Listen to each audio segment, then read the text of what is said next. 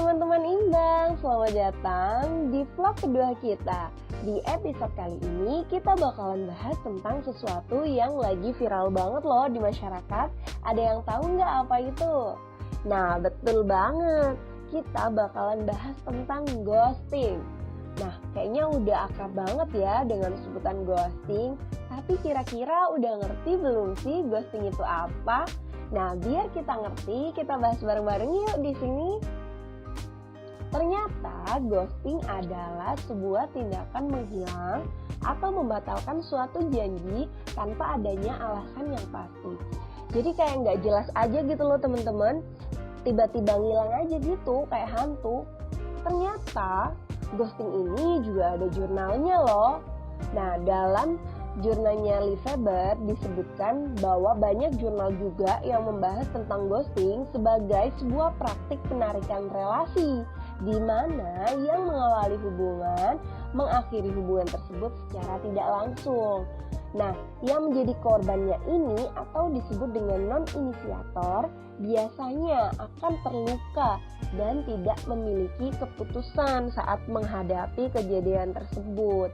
Jadi si korbannya ini biasanya kebingungan, dia harus ngapain, harus gimana setelah dia jadi korban ghosting tersebut. Jadi biasanya ghosting ini akan membuat korbannya tidak menyadari kalau dia lagi di ghosting teman-teman. Dalam jurnal Lifeber juga disebutkan bahwa ghosting adalah seseorang yang memulai menghilang atau menghentikan komunikasi. Nah, sedangkan si non-inisiator atau korbannya tadi adalah seseorang yang telah dihantui. Gitu teman-teman. Ghosting sendiri dapat menyebabkan ambiguitas dan ketidakpastian pada si korban. Karena mereka rata-rata nggak ngerti harus gimana setelah di ghosting itu. Gitu. Ketidakpastian ini membuat si korbannya tadi harus memutuskan bagaimana dia akan melanjutkan hubungan tersebut ketika merasa perpisahan tersebut bukanlah bagian dari keinginannya tadi. Gitu teman-teman. Ada juga jurnal yang membahas tentang faktor-faktor yang menjadi penyebab terjadinya ghosting ini teman-teman. Jadi ada yang namanya nada positif. Nada positif ini mengacu pada sang inisiator atau yang berinisiatif tadi, si pelakunya tadi ini, untuk menghindari si korbannya tadi dengan mengungkapkan kesedihan atau pelepasan atau melaporkan kepedulian, rasa suka atau kasih sayang terhadap si non-inisiator. Nah, yang kedua, faktor kedua adalah pembenaran atau justifikasi. Nah, justifikasi ini mengacu pada sang inisiator memberikan alasan untuk melakukan pemberhentian hubungan tadi gitu. Nah, yang selanjutnya ada penurunan. Deeskalasi mendemonstrasikan sang inisiator ini meminta untuk mengurangi jatah bertemu. Jadi yang awalnya seminggu 7 hari nih, tiap hari ketemu tiba-tiba pengennya jadi 2 hari sekali.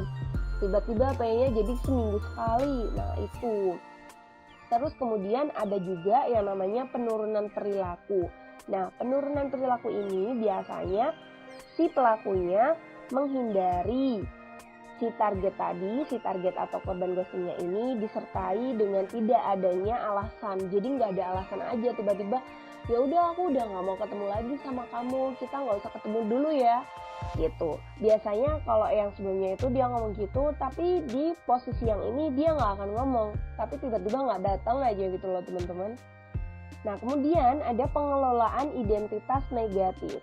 Manajemen identitas negatif ini menunjukkan ketidaksukaan yang kuat untuk si korbannya tadi atau menjadi kurang perhatian terhadap feeling si korbannya tadi. Ya sama-sama udah nggak care sih teman-teman.